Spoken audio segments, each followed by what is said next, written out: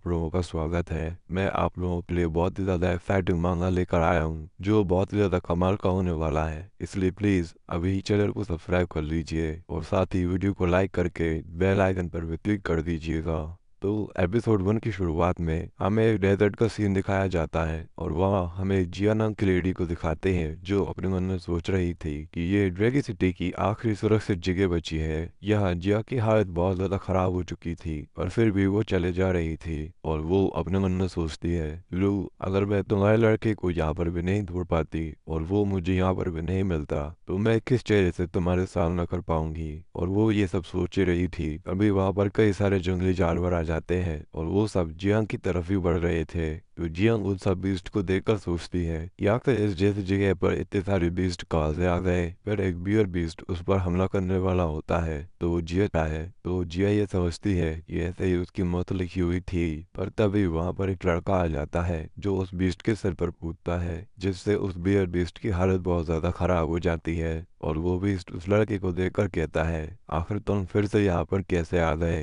तो वो लड़का उस बीस्ट से कहता है, अगर ऐसा है तो तुम्हें एक अच्छी लड़की की तरह रहना चाहिए था। पर तभी उस लड़के की नजर लेडी पर पड़ती है और वो लेडी भी उस लड़के को यहाँ पर देखकर हैरान हो जाती है। पर वो लड़का अपने डॉग मिल्क बॉल से बोलता है, देखो इसे देखकर ऐसा लगता है कि ये आउटसाइड से आई है। तो जिया कपकपाते हुए उस लड़के से कहती है, क्या तुम्हारा नाम क्यों मो है। तो क्यों मो ये सुनकर हैरान हो जाता है और सोचता है कि आखिर इसे मेरा नाम कैसे पता।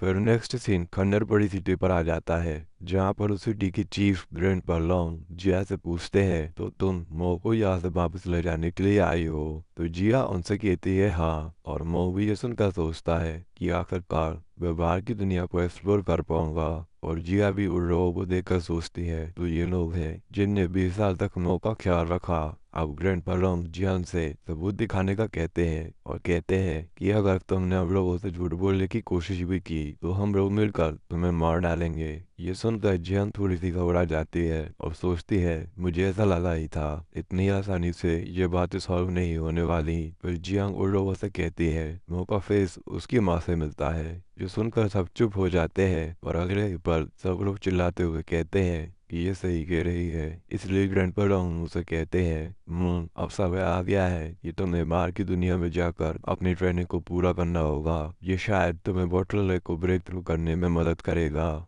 अब ये सुनकर मूवी इमोशनल हो जाता है और झुक कर ग्रैंडपा से कहता है, मैं वादा करता हूँ कि मैं बाहर जाकर अपना नाम बनाऊंगा जिससे आपको मुझ पर प्राउड फील हो। तभी ग्रैंड मल्लू मुझसे कहती है, कोई बात नहीं, पर वह हटकर अपनी लव पिल को बनाने की प्रैक्टिस करना मत भूलना और जब तुम वहां से वापस आओ तो अपने साथ अच्छे अच्छी लड़कियों को लेकर आना। तो मून उसे कहता है, ये सब नियमों के खिलाफ है। फिर ब्रेड पर यूएन मुझसे कहते हैं, तुम्हें जब भी पैसे कमाने हो तो तुम तस्वीरों में जाकर वहां पर आराम से गेम खेल सकते हो और तुम वहां पर धीरे धीरे कर पैसे उठाते जाना जिससे किसी को तुम पर शक नहीं होगा। तो मुगल से कहता है, आप चाहते हैं कि मैं वहां पर जाकर चीटिंग करूं। पर फिर ब्रेड पर ल्यू वहां पर रोते हुए आकर कहते हैं, बाहर का खाना बहुत ही ज्यादा बेकार बनता है इसलिए तुम खुद से ही घर पर खाना बनाना। और वो मुंह को बताते हैं कि मैं तुम्हारे लिए चिकन सूप लेकर आया हूँ। और मुंह ये देखकर बहुत ज्यादा हैरान हो जाता है और उनसे कहता है, ग्रैंडपा देखिए इसमें आपका घी गिर रहा है। फिर मुंह ग्रैंडपा कैंग के पास जाता है तो ग्रैंडपा कैंग मुंह से कहते हैं, बस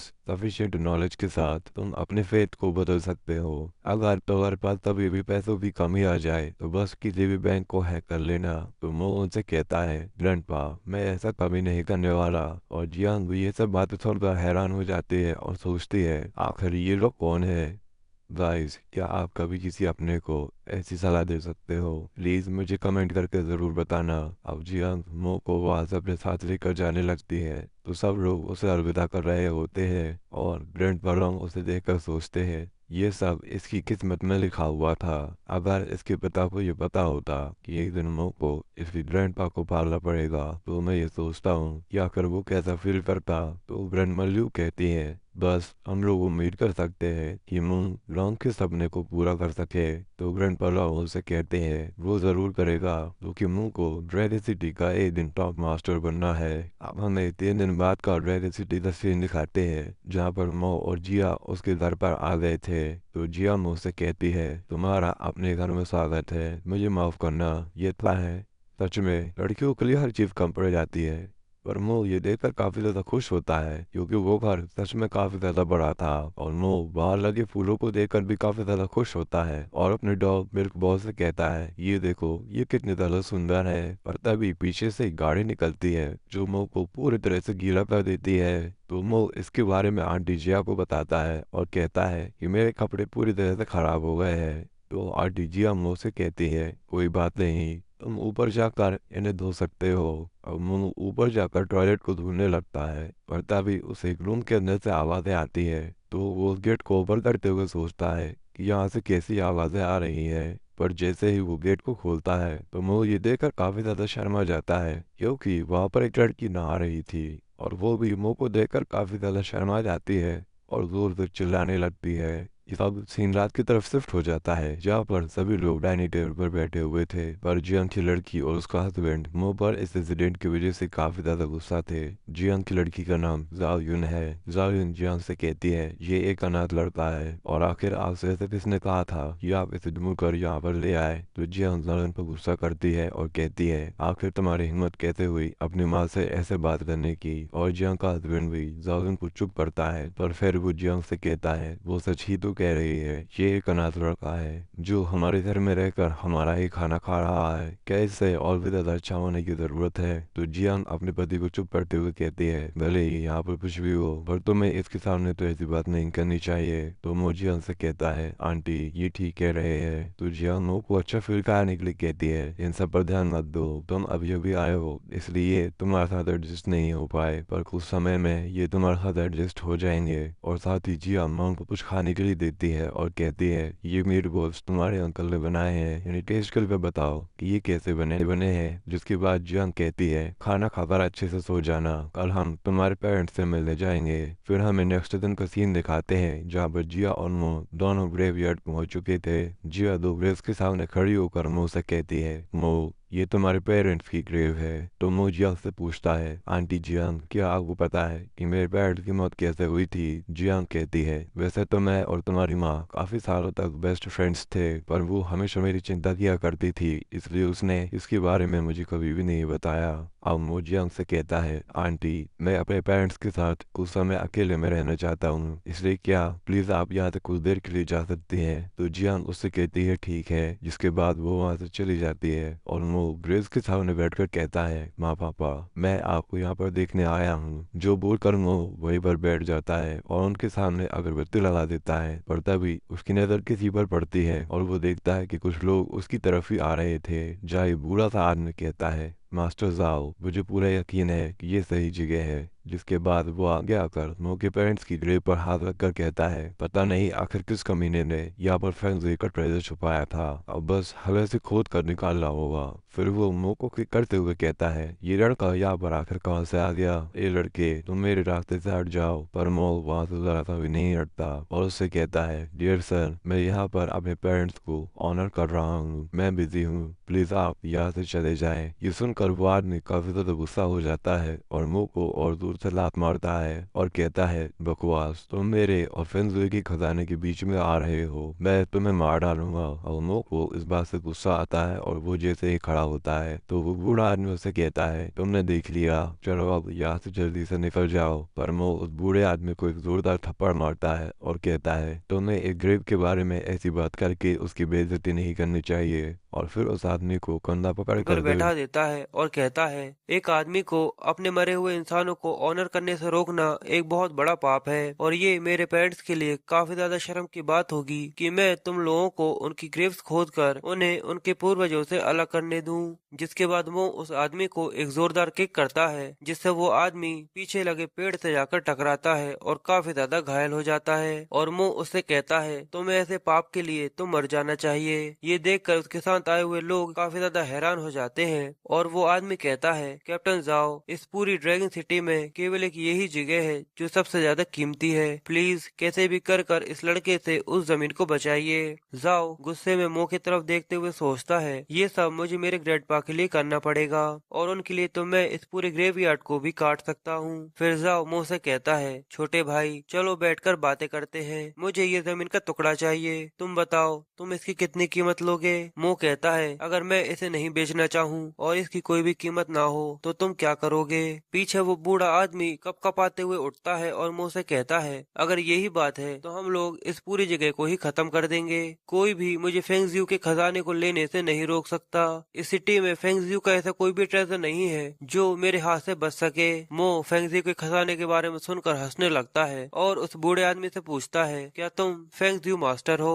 वो बूढ़ा आदमी कहता है, मैं इस पूरी ड्रैगन सिटी का नंबर 1 फेंगजियो मास्टर हूँ और मेरा नाम टाइक्विन है। मो टाइक्विन से कहता है, तो तुमने 9 स्टार फेंगजियो जित्सु के बारे में तो सुना ही होगा। टाइक्विन कहता है, क्यों नहीं, 9 स्टार फेंगजियो जित्सु इस पूरी दुनिया की सबसे ज्यादा पुरानी एंशिएंट जित्सु है जो काफी सालों पहले गायब हो गई थी और इस एरा में अब ऐसा कोई भी नहीं है जिससे वो एंशिएंट जित्सु आती हो। तो मो अपने पास से 9 निडल्स निकालता है जिसे देखकर टेंग्यू सोचता है कि आखिर ये लड़का क्या करना चाहता है और मो उन निडल्स को लेकर sky demon wolf soul phoenix dance को शुरू करता है और एक टेलिस्मैन निकालकर 9 स्टार फेंगजियो जित्सु को परफॉर्म करता है, जो देखकर टाइक्विन काफी ज्यादा हैरान हो जाता है और सोचता है, सच में ये तो वही एंशिएंट 9 स्टार फेंगजियो जित्सु है। फिर वो आगे कहता है, एंशिएंट बुक्स के मुताबिक ये 9 चांदी की सुई हर एक जित्सु को अलग अलग दर्शाती है और इसकी रेड और ब्लू फ्लेम्स इस जित्सु को परफेक्टली बैलेंस करती हैं। ये छोटा सा लड़का सच में हेवनली मास्टर रॉयल में है और मैं तो अब ऐसी कंडीशन में हूँ कि मैं इसे अपना मास्टर भी नहीं कह सकता। पर फिर अगले ही पल टाइक्विन मो के सामने अपने घुटने टेक कर उसके सामने हाथ जोड़कर कहता है, मुझे माफ कर दीजिए, मैं काफी ज्यादा बूढ़ा हो चुका हूँ, इसलिए मैं ये समझ नहीं पाया कि आखिर मेरे सामने एक हेवनली मास्टर खड़े हुए हैं। मैं आपसे भीख मांगता हूँ, प्लीज मुझे माफ कर दीजिए। तो मो उससे गुस्से में कहता है, इन ग्रेव्स के नीचे कोई भी खजाना नहीं है, इसलिए अपनी तशरीफ उठाओ और यहाँ से निकल जाओ। तो टाइक्विन कैप्टन जाओ से कहता है, हम इस इंसान को अफेंड नहीं कर सकते, इसलिए हमारे लिए यही अच्छा होगा कि हम लोग जल्द से जल्द यहाँ से निकल जाएं। तो जाओ अपने मन में सोचता है, मैंने हेवनली मास्टर्स के बारे में कभी भी नहीं सुना, पर टाइक्विन को देखकर ऐसा लगता है कि वो इस लड़के से काफी ज्यादा डरा हुआ है और साथ ही टाइक्विन अभी अभी इसे मास्टर भी कह रहा था। शायद ये मेरे ग्रैंडपा को हील करने में मेरी मदद कर सकता है। अब जाओ मो के सामने झुककर उससे माफी मांगता है और कहता है, हमें माफ कर दीजिए, हम लोग हमारे ग्रैंडपा को बचाने के लिए ये सब कर रहे हैं, पर मैंने सुना है कि हेवनली मास्टर्स मेडिकल ट्रीटमेंट में काफी ज्यादा अच्छे होते हैं, इसलिए क्या आप हमारे ग्रैंडपा को बचाने में हमारी मदद कर सकते हैं। जाओ मो से कहता है, पर मैं ऐसा क्यों करूं, जो इंसान वैसे ही आज रात मरने वाला है उसे बचाने की कोशिश कर भी मुझे क्या मिलेगा। ये सुनते ही जाओ काफी ज्यादा शौक हो जाता है और मो से फिर से माफी मांगते हुए कहता है, हेवनली मास्टर प्लीज मुझे माफ कर दीजिए, ये सब मेरी वजह से हुआ है, पर प्लीज इस सब की वजह से ऐसा ना करे, मेरी हेल्प करे मेरे ग्रैंडपा को बचाने में। मेरी जाओ फैमिली आपको इस सब की मुंह मांगी कीमत देगी और इसके अलावा मैं प्रॉमिस करता हूँ कि हम लोग इस जमीन की तरफ फिर कभी भी आंख उठाकर नहीं देखेंगे और न ही कभी भी इसे नुकसान पहुँचाने की सोचेंगे। इतना सब सुनकर मो अपने मन में सोचता है, ये इतना सब मुझको ऑफर कर रहा है, शायद ये सच में अपने ग्रैंडपा को बचाना चाहता है। मुझे लगता है कि मुझे इसकी मदद कर देनी चाहिए। वैसे भी ग्रैंडमा लो ने मुझसे कहा था मुझे अपनी मेडिकल नॉलेज से दूसरों की हेल्प करनी है, इसलिए मो जाओ से कहता है, तुमने कुछ समय पहले मेरे पेरेंट्स को काफी ज्यादा बेइज्जत किया था, इसलिए मैं चाहता हूँ कि तुम्हारी फैमिली 3 साल तक यहाँ पर आए और यहाँ पर आकर इन्हें ऑनर दे और आसपास की साफ सफाई करे, तो मैं तुम्हारी मदद करने का सोच सकता हूँ। तो जाओ कहता है, मुझे इससे कोई भी प्रॉब्लम नहीं है, अगर आप मेरे ग्रैंडपा को ठीक करने में कामयाब हो जाते हैं तो मैं यहाँ पर 3 साल नहीं बल्कि 10 साल तक अपने लोगों को यहाँ पर भेजूंगा। अब नेक्स्ट सीन हॉस्पिटल का होता है जहाँ पर जाओ डॉक्टर जू से अपने ग्रैंडपा की करंट सिचुएशन के बारे में पूछता है और कहता है, डॉक्टर जाओ आखिर अब मेरे ग्रैंडपा की हालत कैसी है। डॉक्टर जू मुस्कुराते हुए जाओ से कहते हैं, तो आप यहाँ पर अपने ग्रैंडपा की हालत के बारे में पूछने आए हैं। फिर वो हल्का सा मुस्कुराते हैं और कहते हैं, जब तक मैं यहाँ पर हूँ तब तक वो 1 महीने तक और जिंदा रह सकते हैं। फिर जाओ उन्हें मुंह से मिलाता है और कहता है, डॉक्टर जाओ क्या ये कुछ समय के लिए मेरे ग्रैंडपा की कंडीशन को देख सकता है। मुंह को देखकर डॉक्टर जू सोचते हैं, सच में इस लड़के को मुझ पर जरा सा भी भरोसा नहीं है। फिर डॉक्टर जू मुंह के पास आकर उसे बताते हैं कि मेरा नाम डॉक्टर जाओ है, मैं इस पूरी ड्रैगन सिटी का बेस्ट स्पेशलिस्ट हूँ, पर क्या तुम मुझे बता सकते हो कि आखिर तुम कौन से हॉस्पिटल से आए हो, आखिर तुम्हारी रैंक क्या है? मुझे तुम्हारा सर्टिफिकेट भी देखना है। अब जल्दी करो, मुझे ये सब दिखाओ। मो डॉक्टर जाओ से कहता है, मैं किसी हॉस्पिटल में काम नहीं करता, ना ही मेरी कोई रैंक है और ना ही कोई पोजीशन और ना ही कोई डिग्री। तो डॉक्टर जू हंसते हुए सबके सामने कहते हैं, तो आखिर तुम किस तरीके से काम करते हो? मो कहता है, मैं बस एक नॉर्मल इंसान हूँ जो अभी तक स्कूल भी नहीं गया। जो सुनकर वहाँ खड़ा जाओ और स्टाफ हैरान हो जाता है और सोचता है, क्या सच में ये कभी भी स्कूल नहीं गया? अब डॉक्टर जू जाओ से हंसते हुए कहते हैं, मिस्टर जाओ, आप एक ऐसे अनपढ़ गवार लड़के को लेकर आए हैं और आपको उस पर मुझसे ज्यादा भरोसा है। आपको ऐसा लगता है कि ये आपके ग्रैंडपा की लाइफ को बचा सकता है, पर अब जब आप मुझसे आकर पर्सनली इसके बारे में कहते हैं तो ठीक है, चलिए देखते हैं कि आखिर ये क्या कर सकता है। और अब वो सब आईसीयू में आ जाते हैं जहाँ पर ग्रैंडपा को रखा हुआ था। मुंह उनकी नब्ज को चेक करते हुए सोचता है कि इनकी बीमारी को काफी ज्यादा समय हो गया है, इसलिए इनके दिमाग में खून जम गया है। इसलिए वो अपने पास से अपनी नीडल्स निकालकर ग्रैंडपा के दिमाग में लगाते हुए कहता है, इससे इनकी वेन्स क्लियर हो जाएंगी। पर ये देखकर सभी शॉक हो जाते हैं और मौका पाकर डॉक्टर जू मो से कहते हैं, लड़के ये तुम क्या कर रहे हो? क्या तुम उन्हें मारना चाहते हो? तुम्हें पता है अगर तुमने जरा सी भी गलती करी तो उनकी जान अभी चली जाएगी। पर मो उन्हें टोकते हुए कहता है, मुझे 100 जिंदा पॉइजनस सेंटीपीड चाहिए जिससे मैं इनका इलाज कर सकूं। ये सुनकर वहाँ खड़ा स्टाफ काफी ज्यादा शॉक हो जाता है और मुंह पर चिल्लाते हुए कहता है, 100 जिंदा सेंटीपीड्स काफी ज्यादा जहरीली होती है, कि ऐसे भी किसी को ठीक किया जा सकता है? तभी डॉक्टर जू चिल्लाते हुए आगे आते हैं और कहते हैं, मुझे तुम पर तभी से शक था जब तुम यहाँ पर पहली बार आए थे। तुम यहाँ पर सबको बेवकूफ बना सकते हो, पर क्या तुम्हें ऐसा लगता है कि तुम मेरे जैसे प्रोफेशनल डॉक्टर को, जिन्हें इतने सालों का एक्सपीरियंस हो, उसे बेवकूफ बना सकते हो?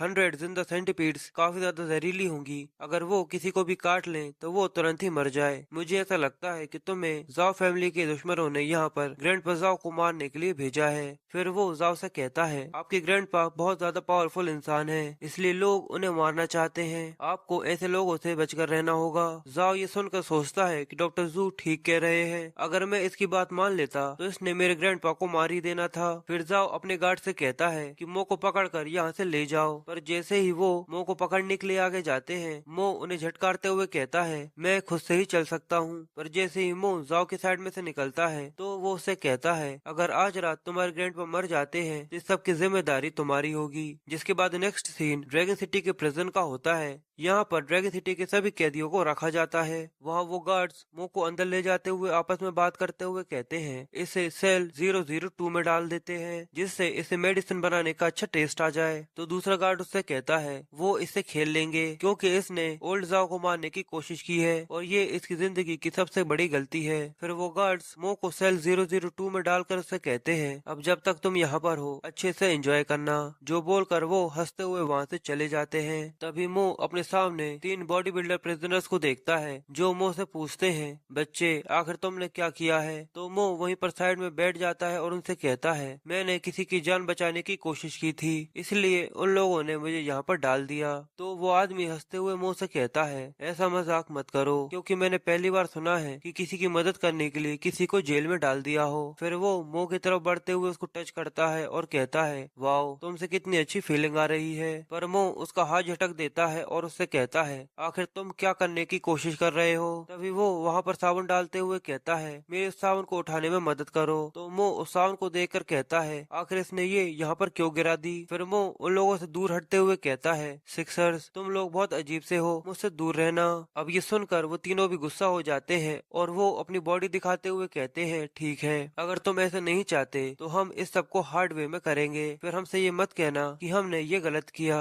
जिसके बाद सेल से अजीब अजीब सी आवाजें आने लगती हैं, जो सुनकर बाहर खड़े गार्ड्स हंसते हुए उसके बारे में बातें करने लगते हैं और कहते हैं कि सेल 002 में उस बच्चे की अब हालत काफी ज्यादा बुरी होने वाली है। तो दूसरा गार्ड कहता है, सच में ये तो उसकी बहुत बुरी किस्मत है कि ये उसके साथ हो रहा है। फिर हमें हॉस्पिटल का सीन दिखाते हैं जहाँ नर्स तेजी से भागकर बाहर आकर जाओ और डॉक्टर जू से कहती है, ग्रैंडपा जाओ की हार्ट बीट अचानक से बंद हो गई है, इनकी कंडीशन बहुत ज्यादा खराब है। अब जैसे ही जू अंदर आता है और वो देखता है कि ग्रैंडपा जू की हालत काफी ज्यादा खराब थी और उनकी पल्स भी अब बंद हो चुकी थी। जाओ डॉक्टर जू को गले से पकड़ लेता है और गुस्से में उनसे कहता है, डॉक्टर जू, आपने तो कहा था कि मेरे ग्रैंडपा अभी 1 महीने तक जिंदा रह सकते हैं, फिर ये क्यों हो गया? डॉक्टर जू हैरान होते हुए कहते हैं, मुझे भी इसके बारे में नहीं पता कि आखिर ये क्या हो रहा है, पर वो जू को शांत करते हुए कहते हैं, इनकी पल्स टेम्परेरी तौर पर बंद हुई है, हमारे पास अभी भी मौका है, हम इन्हें बचा सकते हैं, कृपया शांत हो जाइए। तो जाओ उनसे कहता है, तो जल्दी करो, केस के लिए आपको मुहूर्त निकालना पड़ेगा।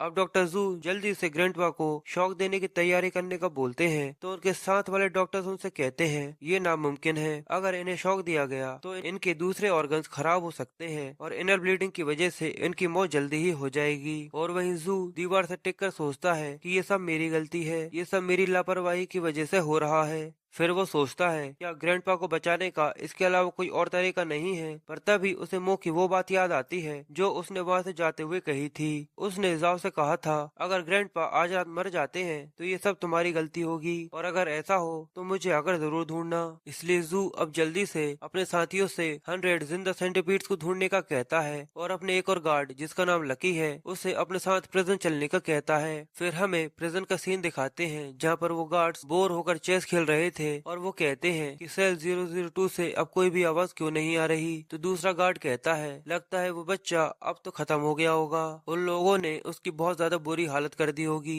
वो लोग ये बात कर ही रहे होते हैं, तभी एक कार उनके सामने आकर रुकती है और वो दोनों ये देखकर वहाँ पर खड़े हो जाते हैं। जू कार से निकलकर उन गार्ड से पूछता है कि मो को आखिर कौन सी सेल में रखा गया है। तो वो गार्ड थोड़े से परेशान हो जाते हैं और जाओ से पूछते हैं कि आखिर आप यहाँ पर क्यों आए हैं। तो जाओ गुस्से में उन पर चिल्लाते हुए कहता है, अपनी बकवास बंद करो और जल्दी से मुझे बताओ कि मो को कहाँ पर रखा है। तो दूसरा गार्ड उसे बताता है कि उसे सेल 002 में रखा है। जो सुनकर जू थोड़ा सा घबरा जाता है और कहता है कि सेल 002 इस पूरी ड्रैगन सिटी की सबसे ज्यादा खतरनाक और साइकोपैथिक सेल है। जाओ जल्दी से भागकर सेल 002 की तरफ जाने लगता है और सोचता है, अगर मो को कुछ हो गया तो सब खत्म हो जाएगा। पर जैसे ही जाओ सेल 002 को देखता है तो वो ये देखकर काफी ज्यादा हैरान हो जाता है, क्योंकि वो चारों मो को एक प्रिंस की तरह ट्रीट कर रहे थे। तभी मो जाओ को देखकर कहता है, तो तुम आखिर यहाँ पर आ ही गए। अब नेक्स्ट सीन हॉस्पिटल का होता है जहाँ मो उनसे 100 पॉट्स को तैयार करने का कहता है, जिसमें वो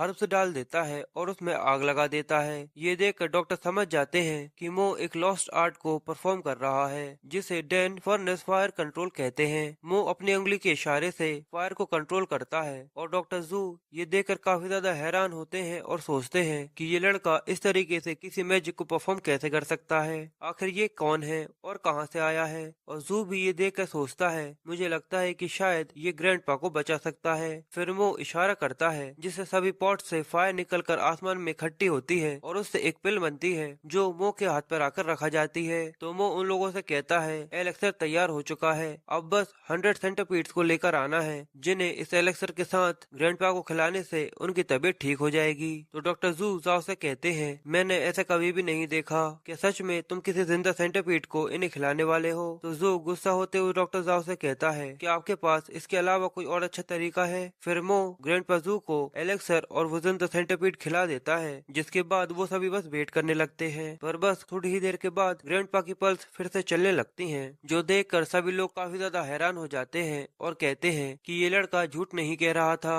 इसके एलेक्सर ने ग्रैंडपा को हील कर दिया। फिर ग्रैंडपा अपनी आंखें खोल लेते हैं। अब जाओ ग्रैंडपा के पास जाकर बैठता है और वो इन्हें जिंदा देखकर काफी ज्यादा इमोशनल हो गया था। ग्रैंडपा जाओ को देखकर उससे कहते हैं, मैंने सपने में देखा कि एक बड़ी सी सेंटीपीड मुझे अंदर से चबा रही थी और उठाने की कोशिश कर रही थी। जाओ ग्रैंडपा को बताता है, ये कोई सपना नहीं था, आप काफी ज्यादा लंबे समय से कोमा में थे, पर हेवनली मास्टर ने अब आपको बचा लिया है। ग्रैंडपा मो को देखकर जाओ से कहते हैं, मेरे सेक्रेटरी को अंदर बुला दो। फिर कुछ समय बाद ग्रैंडपा उठकर बैठ जाते हैं और हंसते हुए मुंह से कहते हैं, मैंने कभी सोचा नहीं था कि मैं इस उम्र में किसी एक्स्ट्रा ऑर्डिनरी इंसान से मिल पाऊंगा। पर तभी जाओ मुंह के सामने झुककर उससे अपनी गलती और इस लापरवाही की माफी मांगते हुए कहता है, ये काफी अच्छी बात है कि आप उस प्रिजन से सही सलामत आ गए। पर साथ ही वो अपने मन में सोचता है, जरूर उन लोगों ने इन्हें अंदर से तोड़ दिया होगा। तो वो उससे पूछता है, क्या तुम ठीक हो? फिर वो प्रिजन के बारे में बताता है जहाँ वो चारों मुंह को पकड़ने के लिए आ रहे थे, जहां वो कहते हैं इसकी बॉडी के साथ एंजॉय करने के लिए मैं मरा जा रहा हूँ। तभी दूसरा कहता है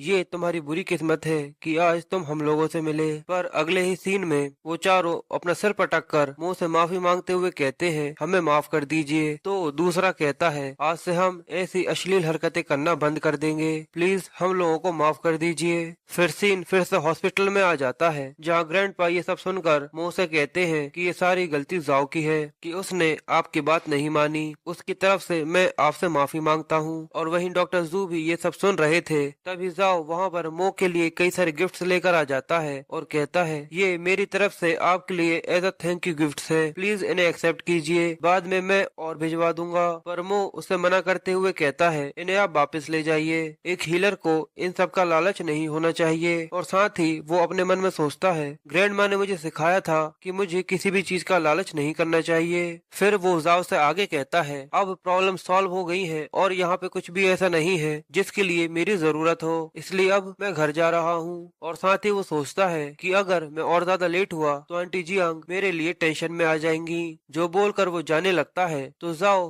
मो को रोक कर उसे पूछता है कि मैंने अभी तक आपका नाम तक नहीं पूछा, आपका नाम क्या है? तो मो अपना नाम क्विंग मो बताते हुए वहाँ से चला जाता है। और ग्रैंडपा मो का नाम सुनकर सोचते हैं ये लड़का काफी ज्यादा यंग होने के बाद भी बहुत ज्यादा नोबल है, मेरी जाओ फैमिली को इसके साथ अच्छे रिश्ते बनाने ही होंगे। अब सीन जियांग के घर का आ जाता है, जहां हमें जाओयुन को दिखाते हैं, जहां जाओयुन काफी ज्यादा भूखी थी और गुस्से में बड़बड़ाते हुए अपने रूम की तरफ बढ़ती है और कहती है माँ पूरी तरह से पागल हो गई है, मो नहीं आया इसलिए उन लोगों का वेट किया और खाने के लिए कुछ भी नहीं बनाया। मो मैं तुम्हारी वजह से बहुत ज्यादा भूखी हूँ, मुझे तो तुम्हारे साथ ब्रेकफास्ट करने में भी अब मुश्किल होने लगी है। तभी उसे मो के रूम से एक अजीब सी आवाज आती है और जाओयुन जैसे ही गेट खोलती है तो वो मो को बिना कपड़ों के देखती है, जहाँ उसकी गोदी में मिल्क बॉल बैठा हुआ था। ये देखकर जाओयुन पागलों की तरह चिल्लाकर मो से कहती है तुम बहुत बड़े बेशर्म हो, तुमने एक कुत्ते के पिल्ले को भी नहीं छोड़ा। तो मो जाओयुन को समझाने की कोशिश करता है पर जाओयुन उसकी जरा सी भी नहीं सुनती। और अगले ही सीन में हमें मो को दिखाते हैं, जहाँ उसके चेहरे पर एक थप्पड़ का जोरदार निशान बना हुआ था और वो बाहर बैठा हुआ था, जहाँ जाओयुन मो को गुस्से से देख रही थी। और वहीं जियांग फोन पर किसी से बातें कर रही थी और मो पीछे अपने मन में सोचता है कि बिना कपड़ों की ट्रेनिंग करना एक बेशर्मी कैसे हो सकती है। मो ये सब सोच ही रहा था, तभी जियांग अपना फोन रखकर मो से कहती है कल से तुम भी स्कूल जा सकते हो। पर ये सुनते ही जाओयुन काफी ज्यादा शॉक हो जाती है और अगले दिन मो का स्कूल दिखाते हैं, जहाँ पर जाओयुन मो को देखकर कहती है इस पूरी दुनिया में मेरी माँ को यही स्कूल मिला था, आखिर इस जैसे जीव मेरे स्कूल में मेरे साथ कैसे पढ़ सकता है। ये सुनकर मो अपने मन में सोचता है कि अब मैंने क्या कर दिया। जाओयुन मो से कहती है यहाँ किसी को मत बताना कि हम लोग साथ में रहते हैं। पर ये बात वहाँ खड़े कुछ लोग सुन लेते हैं और एक स्टूडेंट अपने मन में सोचता है ये ठीक नहीं है, मुझे ब्रदर क्वान को इसके बारे में बताना होगा। फिर मो क्लास में आकर अपना इंट्रो देता है तो सब बच्चे मो को देखकर उसके कपड़ों के बारे में बातें करने लगते हैं। इसके गंदे कपड़े देखकर ऐसा लगता है कि ये किसी गांव से उठकर आ गया हो। और साथ ही मो की टीचर भी मो को देखकर सोचती है एक और वीक स्टूडेंट, पक्का ये मार्शल आर्ट कंपटीशन के बीच में हम लोगों को पीछे करवाएगा, मैं बस इसके फेल होने का वेट करती हूँ, जिसके बाद इसे स्कूल से ही बाहर निकाल दूंगी। मो टीचर से सीट के पूछता है, टीचर उससे कहती है जहाँ भी खाली सीट हो तुम वहाँ पर जाकर बैठ सकते हो। पर वहीं वो लड़का क्वेन को बताता है कि ये वही लड़का है जो जाओयुन के साथ रहता है। ये सुनते ही क्वेन के तन बदन में जलन की आग लग जाती है और वो मो के पास जाकर उसे गाली देते हुए कहता है ये पूरी यूनिवर्सिटी जानती है कि जाओयुन मेरी गर्लफ्रेंड बनने वाली है। फिर क्वेन डेस्क को लात मारते हुए मो से कहता है तुम उससे दूर रहना वरना मैं तुम्हारी टांगे तोड़ दूंगा। ये सुनकर मो गुस्से से क्वेन की तरफ देखता है, जिससे क्वेन काफी ज्यादा डर जाता है। मो को ग्रैंडपा लोंग की बात याद आती है कि उनने कहा था कि किसी भी कमजोर इंसान के ऊपर अपना टाइम वेस्ट नहीं करना, जो सोचकर मो क्वेन से कुछ भी नहीं कहता और अपनी डेस्क ठीक करने लगता है। ये देखकर क्वेन सोचता है आखिर ये क्या हुआ। तभी क्वेन के पीछे खड़े कुछ स्टूडेंट्स आपस में बातें करने लगते हैं कि क्वेन डिपार्टमेंट ऑफ फिजिकल एजुकेशन का स्टार है, इसके पावर और पैसे ने इस नए बच्चे को काफी ज्यादा डरा दिया है, ये तो सच में काफी ज्यादा खतरनाक है। वो लड़का इससे इतना डर चुका है कि वो ठीक से कुछ बोल भी नहीं पा रहा। ये सुनते ही क्वेन फिर से जोश में आ जाता है और मुंह पर चिल्लाने लगता है। तभी वही लड़का पीछे से आकर उसे रोकते हुए कहता है मार्शल आर्ट कंपटीशन जल्दी ही शुरू होने होने वाला है, हम इसे बाद में देख लेंगे, वरना इसकी वजह से हम लोग वहाँ जाने के लिए लेट हो जाएंगे। इसलिए क्विन मुंह से कहता है, नए लड़के, मार्शल आर्ट कंपटीशन में तुम हम लोगों को चाय और पानी ला कर दोगे। अब सीन स्टेडियम पर आ जाता है, जहां इस कंपटीशन की तैयारियां चल रही थीं। वहीं जाओयुन की दोस्त जाओली उससे मिलने आती है। जाओयुन उससे कहती है, तुम बहुत जल्दी आ गई। जाओली उससे कहती है, अगर क्वेन पार्टिसिपेट नहीं करता तो मैं ये कंपटीशन देखने नहीं आती। जाओयुन उससे कहती है, अगर हर साल हमारा स्कूल इसी तरीके से हारता रहेगा तो ये मैच देखने में क्या मजा। लिन उसे दिलासा देते हुए कहती है, मैंने सुना था कि सभी लोग कह रहे थे कुएंग हमारे पूरे स्कूल का सबसे ज्यादा स्ट्रॉन्गेस्ट स्टूडेंट है, इस साल कोई भी जीत सकता है। वो लोग ये बात कर ही रहे थे, तभी क्वेन वहाँ से निकलते हुए जाओयुन को देख लेता है और सोचता है, जाओयुन मुझे ही देख रही है, मुझे उस पर अच्छा इंप्रेशन बनाना होगा। ये देखकर जाओली जाओयुन से कहती है, क्वेन अभी भी तुम्हारे पीछे पड़ा हुआ है। जाओयुन उसे चुप करते हुए कहती है, आगे कुछ मत बोलना, मैं उससे नफरत करती हूँ। और वहाँ नीचे क्वेन मुँह से कहता है, इस कंपटीशन के दौरान जैसा तुमसे कहा जाए तुम बस वैसा ही करना। तभी ये सब जायुन देख लेती है और सोचती है, इस लड़के की किस्मत काफी ज्यादा खराब है। अपने स्कूल के पहले ही दिन इन लोगों ने इसे परेशान करना चालू कर दिया। अब स्टेडियम में मार्शल आर्ट स्कूल के स्टूडेंट्स एंट्री लेते हैं, जिन्हें देखते ही स्टेडियम में बैठे हुए लोग कहते हैं, यहाँ का एनवायरमेंट काफी ज्यादा भारी होने लगा है। मैंने सुना है कि ये लोग पिछले साल के ड्रैगन सिटी के चैंपियंस हैं। फिर एक लड़की इस कंपटीशन के रूल्स अनाउंस करते हुए सबको बताती है कि अगर कोई इस रिंग से बाहर चला जाता है या कोई नॉकआउट हो जाता है, वो मैच को हार जाएगा। जो टीम 9 राउंड्स को जीत जाएगी वो ये कंपटीशन भी जीत जाएगा। इसलिए अब ये देखना है कि कौन सी टीम लास्ट तक टिकी रहती है। ये सुनकर स्टेडियम में बैठे हुए लोग अपने मन में सोचते हैं, पिछले साल हमारा स्कूल पूरी तरह से हार गया था, इस साल देखना है कि काश ये लोग किसी एक को भी हरा सके। मैं उम्मीद करता हूँ कि क्वेंग ने इस साल पार्टिसिपेट किया हो। फिर रिंग में ली चाओनिंग नाम का एक मोटा सा लड़का आता है, जो अपने फर्स्ट ओपोनेंट को बुलाने की कहता है। टीचर अपने एक स्टूडेंट को भेजते हुए कहती हैं, मैं इस साल इसे जीतना चाहती हूँ। वो स्टूडेंट टीचर से कहता है, ये सब आप मुझ पे छोड़ दीजिए। फिर वो रिंग में आ जाता है, जहाँ पर जैसे ही वो मैच स्टार्ट करते हैं, वो स्टूडेंट चाओनिंग पर अटैक करता है, पर चाओनिंग अपने एक ही हमले से उसे नॉक आउट कर देता है, जो देखकर सभी हैरान हो जाते हैं। और चाओनिंग उन लोगों से कहता है, तुम लोगों में जरा सा भी टैलेंट नहीं है, तुम सब कमजोर हो, तुम कुछ नहीं कर सकते। फिर चाओनिंग अपने सेकंड अपोनेंट को बुलाता है, जहां वो आते ही चाओनिंग पर हमला करता है, जिसे चाओनिंग ब्लॉक करके पीछे से उस पर हमला कर कर उसे हरा देता है। और ऐसे ही लगातार चाओनिंग अपने 5 मैचेस को जीत जाता है और उन लोगों को डिमोटिवेट करते हुए कहता है, तुम लोगों का कुछ नहीं हो सकता, तुम लोगों के साथ तो मैं ठीक से वार्म अप भी नहीं कर सकता। क्या हुआ यूनिवर्सिटी के बच्चे इतना ही कर सकते हैं? तुम सब कचरा हो और कुछ नहीं। ये देखकर स्टेडियम में बैठे हुए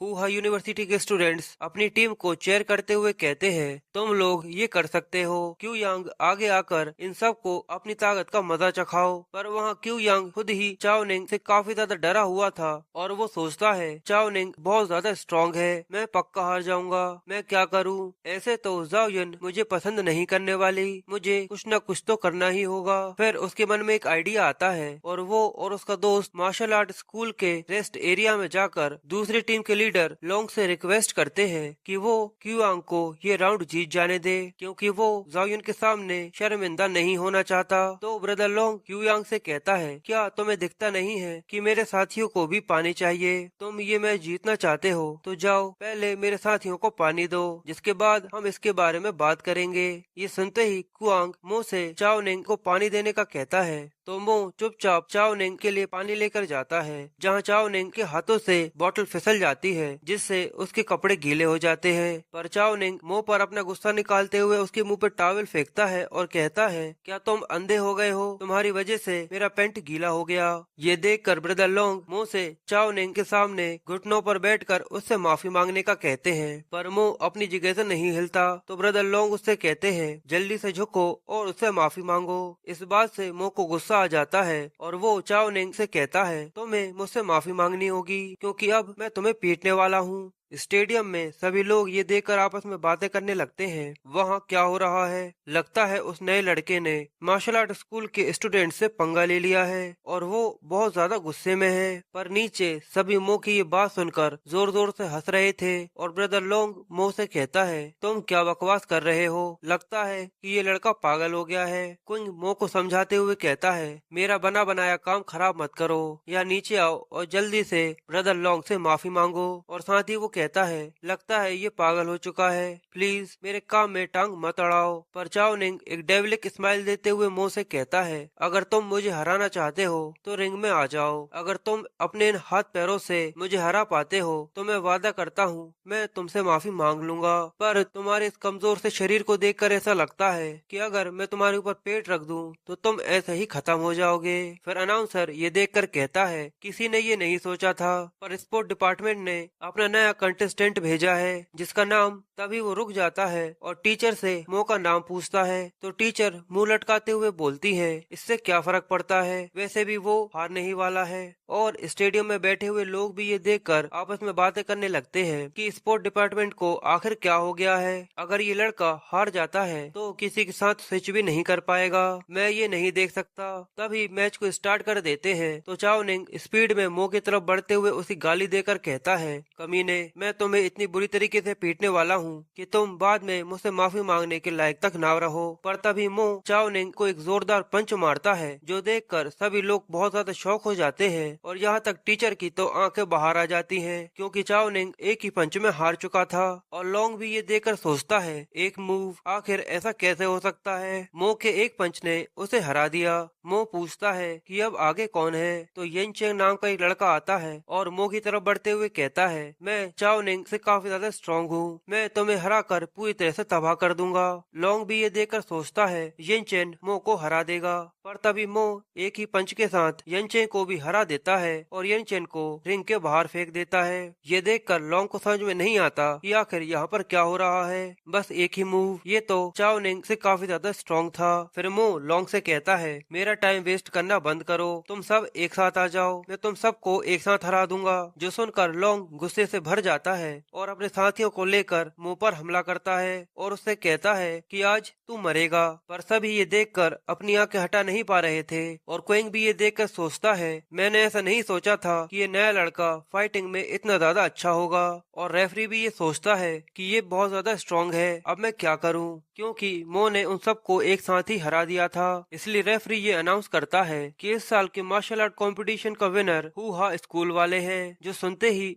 स्टेडियम गूंजने लगता है और सभी लोग मो को चीयर करने लगते हैं। जहां कुछ लोग कहते हैं कि ये कौन है जिसकी वजह से हम ये जीत गए, पर वहीं कुछ कहते हैं कि सबको इससे प्यार हो गया है। और जाओ ली और जाओ युन भी ये देखकर कहते हैं कि मो काफी ज्यादा औसम है। फिर सीन एकदम से शिफ्ट हो जाता है और हमें मो को दिखाते हैं जहां उसे भागते भागते रात हो गई थी क्योंकि भीड़ उसके पीछे पड़ी हुई थी। जहां लड़कियां उसके साथ डेट पर जाना चाहती थी और लड़के उसका डिसाइपल बनना चाहते थे। पर मो को ये समझ में नहीं आ रहा था कि वो सब उसका पीछा क्यों कर रहे हैं। तभी मो उन लोगों को चकमा देकर एक कोने में आकर छुप जाता है। तभी उसे एक लड़की की आवाज आती है जो फोन पर चिल्लाते हुए किसी से कह रही थी, अब मुझे कॉल मत करना और ना ही मेरी फैमिली को परेशान करना।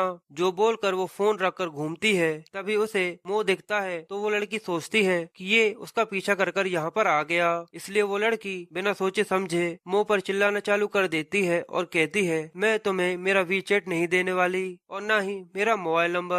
नहीं नहीं नहीं। पर हमें मो को दिखाते हैं जो ये सब देखकर कहता है कि आखिर ये क्या हो रहा है। अब हमें अगले दिन का सीन दिखाते हैं जहां मो मिल्क बॉल को पार्क में घुमाने ले गया था। पर मिल्क बॉल वहां एक लड़की को देखता है जो मिल्क बॉल को देखकर कहती है, क्या तुम खो गए हो? जरूर तुम्हें भूख लगी होगी, तुम ये पैनकेक खा सकते हो, मेरी फैमिली बहुत ज्यादा टेस्टी पैनकेक्स बनाती है। इस लड़की का नाम चिनवा है। मो चिनवा को देखकर समझ जाता है कि ये वही लड़की है जो उसे रात में मिली थी। वही मिल्क बॉल पैनकेक को खा लेता है, पर वो उसे पसंद नहीं आता, इसलिए वो तुरंत ही उसे उगल देता है। ये देखकर मो चिल्लाते हुए मिल्क बॉल से कहता है, तुम ये क्या कर रहे हो? तुम में जरा सी भी तमीज नहीं है। फिर मो मिल्क बॉल को उठा लेता है और चेनवा से कहता है, हम फिर मिल गए, मुझे माफ कर देना, ये सब इसने जानबूझ के नहीं किया। मिल्क बॉल बस पिकल्स खाता है। तभी चेनवा मो को टोकते हुए कहती है, तुम्हें अपने डॉग को बदल देना चाहिए, और इसके बाद भी तुम मुझे परेशान करने की कोशिश करते हो, तब भी मैं तुम्हें अपना कॉन्टेक्ट नंबर नहीं देने वाली। मुझे यकीन नहीं होता कि तुमने मेरे पास आने के लिए एक छोटे से डॉग का इस्तेमाल किया, पर अब तुम मुझसे दूर रहना। जो बोलकर चेनवा वहाँ से जाने लगती है और मो चेनवा को देखकर कंफ्यूज होता है कि आखिर इस लड़की की प्रॉब्लम क्या है। तभी वहाँ कुछ गैंगस्टर टाइप के लड़के आ जाते हैं जिनके लीडर का नाम जियांग है। जियांग चेनवा को देखकर कहता है, मैं तुम्हें ही ढूंढ रहा था, तुम मुझे मिल गई। फिर वो चेनवा को डराते हुए कहता है, कल तुम्हारी हिम्मत कैसे हुई थी कि तुमने मेरा फोन काट दिया? चेनवा जियांग को देखकर सोचती है, ये तो वही है। जियांग आगे कहता है, मैंने सोचा था कि तुम मेरी अटेंशन चाहती हो, पर तुम्हें ऐसे मेरा फोन नहीं रखना चाहिए था।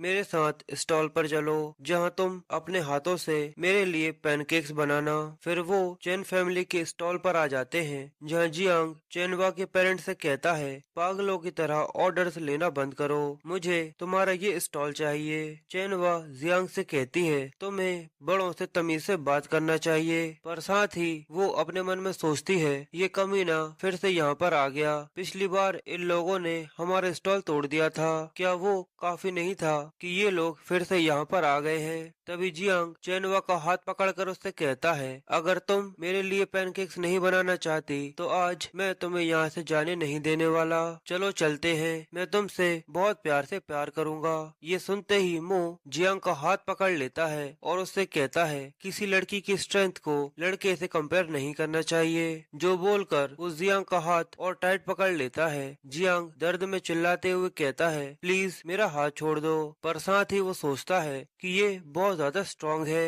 पर मो उसे इग्नोर करते हुए चेनवा से कहता है, मुझे माफ करना, मैं इस सब में तुम्हें इन्वॉल्व नहीं करना चाहता था।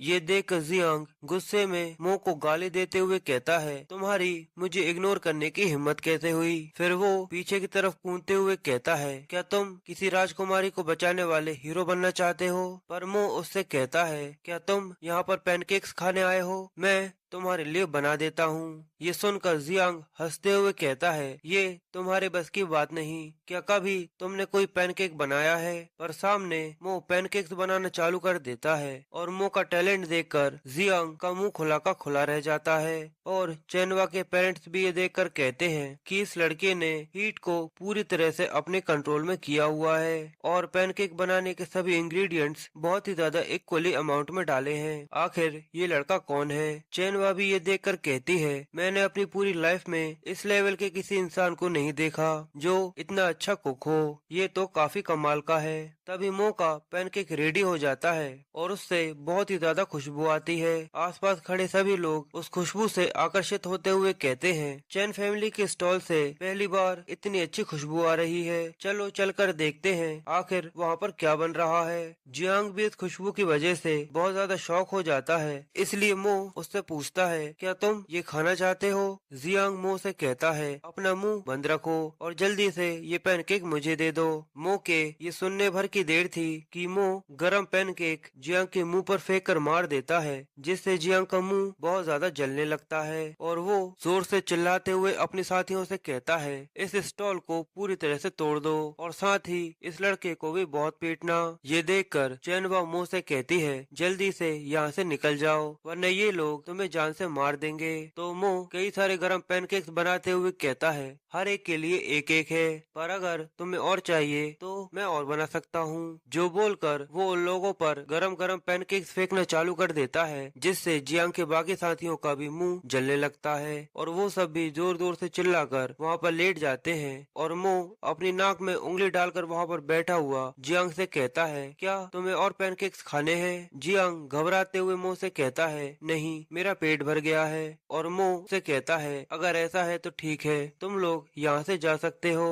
ये सुनते ही जियांग अपने साथियों को वहाँ से लेकर जाने लगता है, पर साथ ही वो मो से कहता है कि आज तुमने मेरा चेहरा जला दिया, तुम मेरा इंतजार करना, मैं जल्दी ही इस सब का बदला लेने के लिए यहाँ पर जरूर आऊंगा।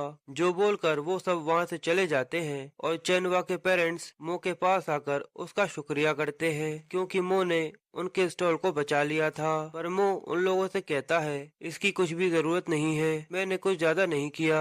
चेनवा वहीं खड़ी होकर ये सब देख रही थी। फिर वो अपने फादर से कहती है आपने इसके बारे में क्या सोचा है? इस लड़के ने हमारा बहुत सारा बैटर खराब कर दिया और ये किसे पता है कि ये इसने जानबूझ के किया है या नहीं। चेनवा के फादर चेनवा को चुप करते हुए कहते हैं तुम इसके बारे में ऐसी बातें कैसे कह सकती हो? इसने हमारे स्टॉल बचाया है, फिर भी तुम इस पर इतना गुस्सा क्यों कर रही हो? फिर सीन चेंज होता है। जियांग ब्रदर बाओ से कहता है वो एक है, आपको उससे मेरा बदला लेना होगा। ब्रदर बाओ कहता है तुम ये सब मुझ पर छोड़ दो। और दूसरी तरफ चेनवा मो को स्टॉल से दूर लेकर आ जाती है और उससे कहती है तुम्हारी मदद के बदले मैं तुम्हें यहाँ पर लेकर आ गई हूँ, अब जल्दी से यहाँ से चले जाओ। मो उससे पूछता है पर मैं ऐसा क्यों करूँ? चेनवा मो से कहती है क्या तुम्हें सच में नहीं पता या तुम एक बहुत बड़े बेवकूफ हो? जियांग जिसे तुमने पीटा है वो टाइगर बॉक्सिंग जिम का एक पार्ट है, तुमने उन्हें प्रवोक कर दिया है, इसलिए वो इसका बदला लेने के लिए जरूर आएंगे, इसलिए मैं कोई भी ऐसा नहीं चाहती। फिर चेनवा वहाँ से जाते हुए मो से कहती है अब मेरा पीछा मत करना। मो उसे देखकर सोचता है आखिर ये लड़की कितना ज्यादा सोचती है, मैं यहाँ पर आ गया हूँ तो क्यों ना यहाँ पर स्वॉर्डमैनशिप की प्रैक्टिस कर लूँ। फिर सभी उसकी तरफ देखने लगते हैं क्योंकि मो ने अपने पैंट में हाथ डाला हुआ था और वो अपने पैंट में से एक बहुत लंबी तलवार निकालता है, जो देखकर सभी लोग बहुत ज्यादा हैरान हो जाते हैं। और फिर मो अपनी तलवार घुमाते हुए कई सारी टेक्निक्स को परफॉर्म करता है जो कि काफी ज्यादा कमाल की होती हैं। और जियांग अपना बदला लेने के लिए टाइगर बॉक्सिंग जिम के लीडर हु बाओ को अपने साथ ले आता है और जियांग बाओ से कहता है आपको उस लड़के से मेरा बदला लेना होगा। बाओ कहता है जरूर, पर पहले हम उस लड़के को तो देख ले कि आखिर वो किस लायक है। जियांग बाओ की तरफ देखते हुए कहता है जैसे ही वो आपको देखेगा तो मुझे पता है कि वो आपको देखते ही अपनी पैंट खराब कर लेगा। वो ये सुनकर कहता है ये तो ठीक है, पर वो लड़का अभी तक हम लोगों को क्यों नहीं मिला? तभी जियांग साइड में मो को देख लेता है और चिल्लाते हुए बाओ से कहता है कि वो लड़का यहाँ पर खड़ा हुआ है। ये सुनते ही बाओ मो को देखते हुए कहता है सच में तुम एक बहुत बड़े बेवकूफ हो, तुमने बिना मेरी रेपुटेशन के बारे में जाने मेरे भाई को हाथ लगाने की हिम्मत कैसे की? मो बाओ से पूछता है अब तुम्हें क्या चाहिए? बाओ हंसते हुए जियांग को इशारा करते हुए मो से कहता है हमें कंपनसेशन चाहिए, तुमने मेरे भाई को बहुत बुरी तरीके से मारा है, इसके लिए तुम्हें 200,000 येन देने होंगे वरना तुम यहाँ से नहीं जा सकते।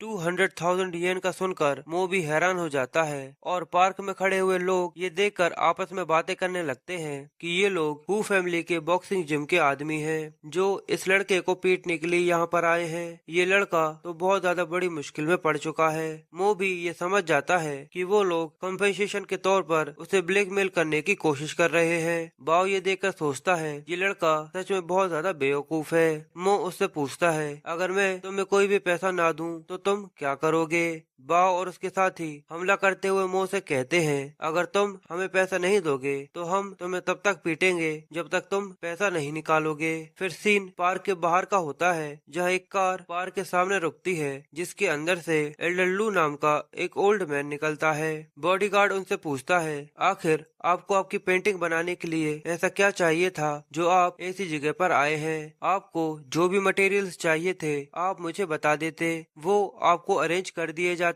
एल्डर लू उससे कहते हैं कुछ भी ऐसा नहीं है जो मैं अपने पुराने दोस्त को पेंटिंग बनाकर दे सकूं, सबसे ज्यादा जरूरी यहाँ बाहर आकर मटेरियल्स ढूंढना है जिससे मेरी पेंटिंग बहुत ज्यादा अच्छी बनेगी। फिर वो भीड़ को देखकर कहते हैं कि आखिर यहाँ पर क्या हो रहा है, और जैसे ही वो मो को देखते हैं तो हैरान हो जाते हैं क्योंकि मो अपनी नाक में उंगली डालकर भी दो लड़कों से बड़े आसानी से बच रहा था। एल्डर लू शॉक हो जाते हैं और बॉडी बिल्डर में ट्रांसफॉर्म होकर कहते हैं ये सबसे ज्यादा मजेदार पेंटिंग बनने वाली है, ये बहुत ज्यादा पावरफुल है।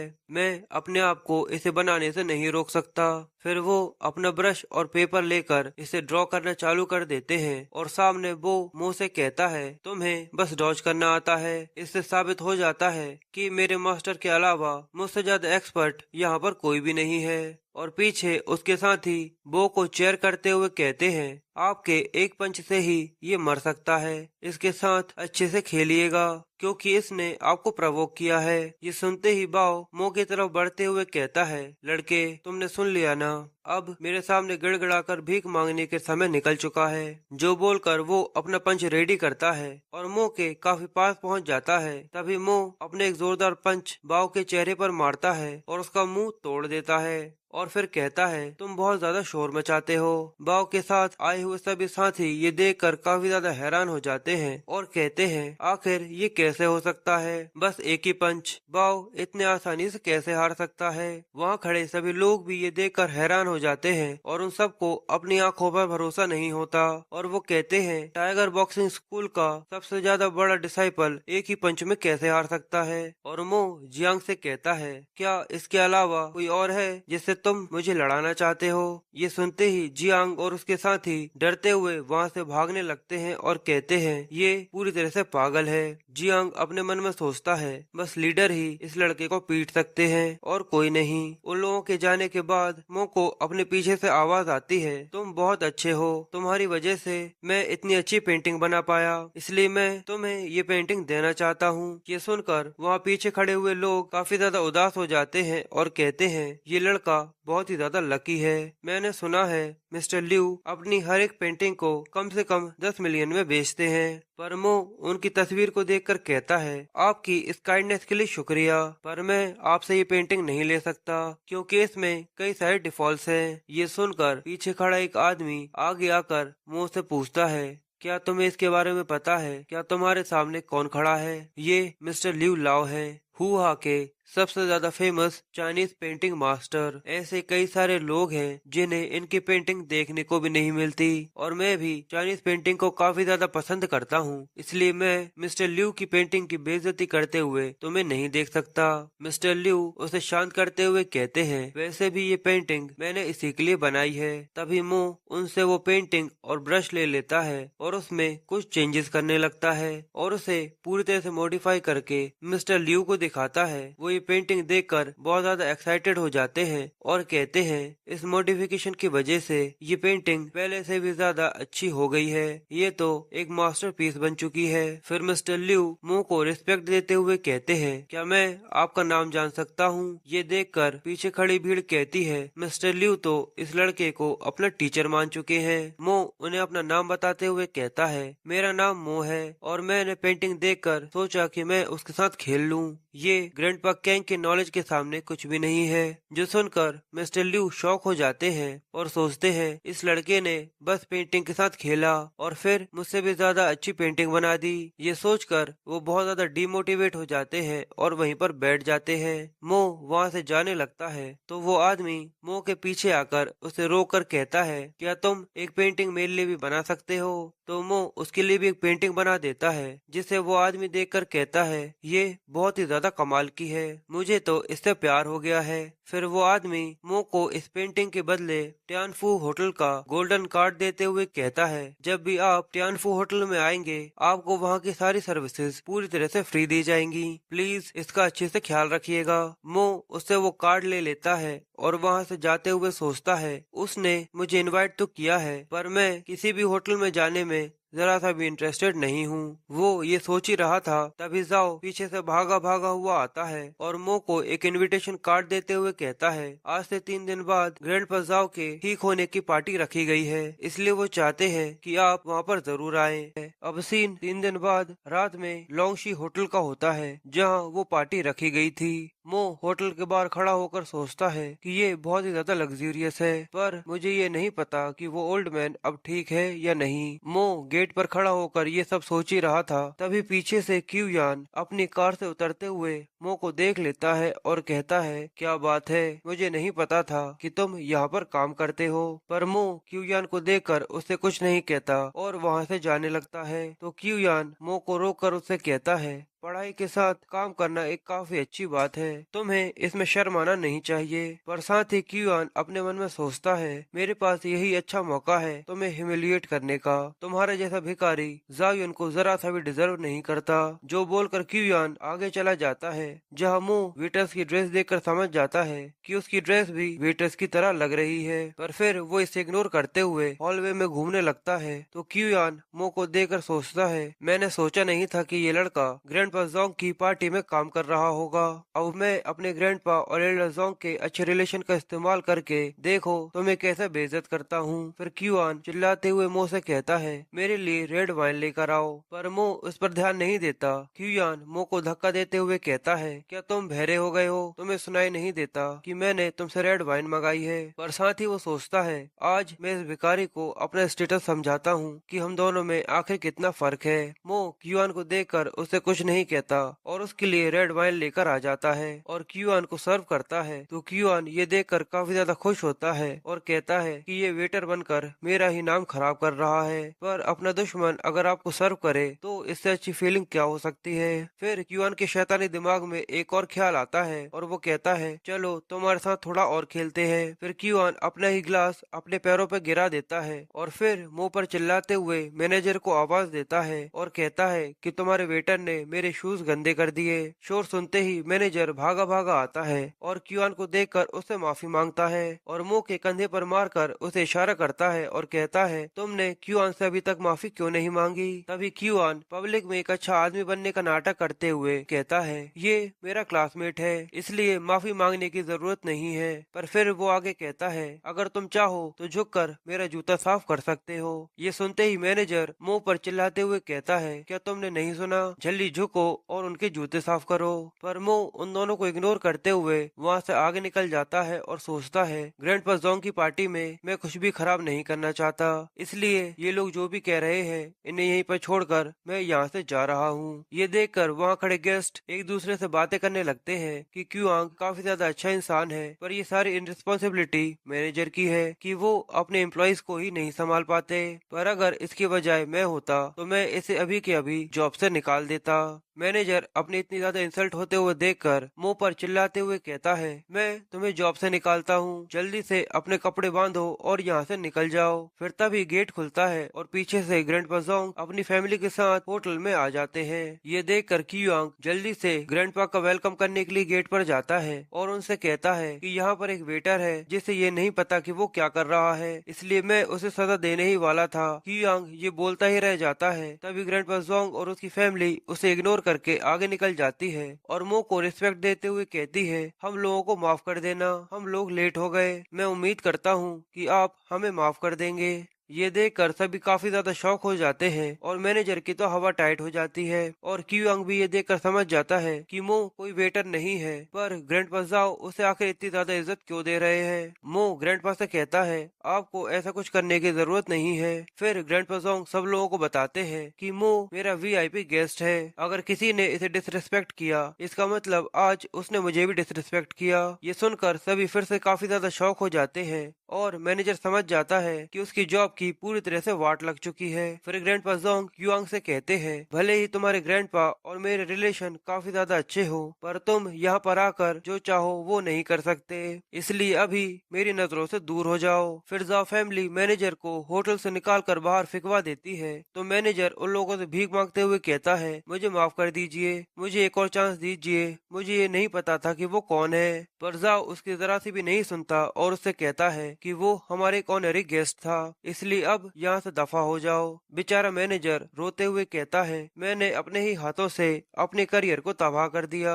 गाइज, क्या कभी आप लोगों के साथ ऐसा हुआ है कि किसी की सजा आप लोगों को भुगतनी पड़ी हो? अगर ऐसा कुछ हो तो प्लीज कमेंट में जरूर बताना। अब होटल के अंदर ग्रैंडपा मो को सीट देते हैं और अपने हाथ से उसे वाइन सर्व करते हैं। वहाँ खड़ी लड़कियाँ ये देखकर आपस में बातें करती हैं कि ग्रैंडपा जोंग जिसे इतनी ज्यादा इज्जत दे रहे हैं उसका नाम मो है। तो दूसरी लड़की कहती है जरूर उसका बैकग्राउंड काफी ज्यादा स्ट्रॉन्ग और पावरफुल होगा। पर क्यूआंग वहीं एक कोने में बैठा हुआ मो पर गुस्सा निकालते हुए कहता है आपको ये ट्रीटमेंट मुझे देना चाहिए था, मो इसके लायक नहीं है। अब थोड़ी देर बाद ग्रैंडपा जोंग को सब बर्थडे विश करते हुए कई सारे गिफ्ट देते हैं। पर ग्रैंडपा जोंग सोचते हैं कि हर साल कुछ नया होता है, पर वो क्या है जो मुझे याद नहीं आ रहा। क्यूयांग ये देखकर सोचता है कि उसके पास यही मौका है। फिर क्यूयांग ग्रैंडपा जोंग के सामने जाकर उसके ग्रैंडपा मिस्टर लू की भेजी हुई तस्वीर दिखाता है और कहता है ये पेंटिंग मेरे ग्रैंडपा ने आपके लिए एज अ गिफ्ट भेजी है। ये पेंटिंग देखकर सब लोग काफी ज्यादा खुश हो जाते हैं और कहते हैं कि ये हैंड राइटिंग मिस्टर लू की है। एल्डर जाओ एल्डर लू के बेस्ट फ्रेंड होना डिजर्व करते हैं। फिर एक आदमी कहता है कि ये पेंटिंग उनकी पिछली पेंटिंग से काफी ज्यादा बेहतर है। मो पीछे बैठा हुआ सब लोगों को वो पेंटिंग देखता हुआ देखता है, जहाँ क्यूआंग सब लोगों को इस पेंटिंग की स्टोरी बताता है कि जब मेरे ग्रैंडपा मिस्टर लू घूमने के लिए पार्क में गए थे तो वो वहाँ एक यंग वॉरियर से मिले जिसने अकेले ही टाइगर बॉक्सिंग क्लब के कई सारे स्टूडेंट्स को हरा दिया। मैं सोचता हूँ वो वॉरियर आखिर कितना ज्यादा हीरोइक होगा। क्यूआंग को ये नहीं पता था कि वो जिसके बारे में बातें कर रहा है वो और कोई नहीं मो ही है। मो भी पीछे बैठा हुआ ये सब सुन रहा था कि क्यूआंग आगे कहता है कि मैं मरते दम तक उसकी इज्जत करूंगा और मैं जानना चाहता हूँ कि वो आखिर कौन है। एक कमाल का मार्शल आर्टिस्ट जादूगर जो इस सिटी में घूम रहा है। ये काफी ज्यादा अच्छा होता कि मेरे ग्रैंडपा उस वॉरियर का नाम भी इस पेंटिंग में डाल देते। फिर क्यूआन मो की तरफ इशारा करते हुए कहता है कि वो वॉरियर तुमसे लाख गुना ज्यादा कमाल का होगा।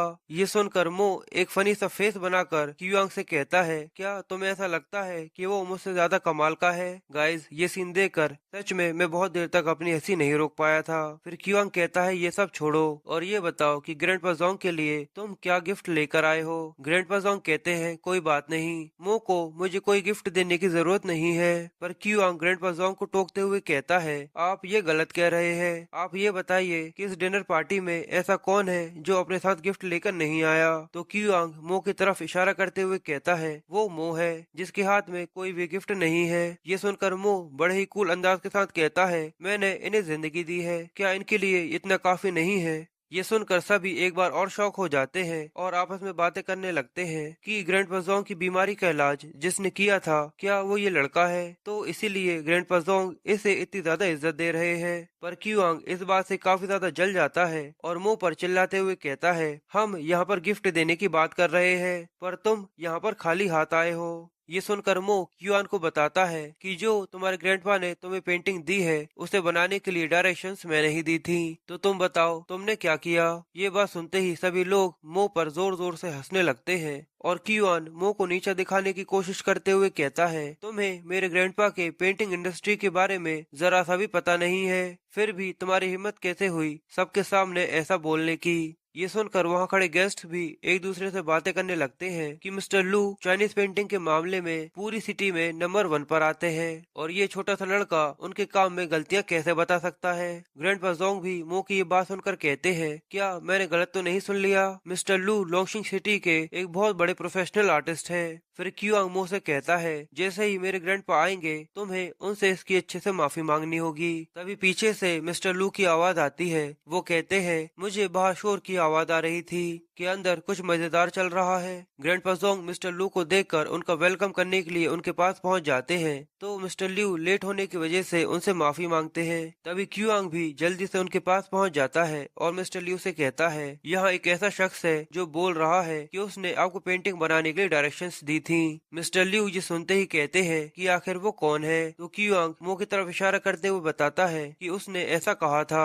मिस्टर लू मो से कहते हैं मेरी तरफ देखो, मैं तुमसे बात करना चाहता हूँ। पर जैसे ही वो मो की तरफ देखते हैं तो क्यूआंग ये देखकर सोचता है कि मो अब गया और वहाँ खड़े गेस्ट भी ये सोचते हैं कि ये देखो अभी भी नाटक कर रहा है।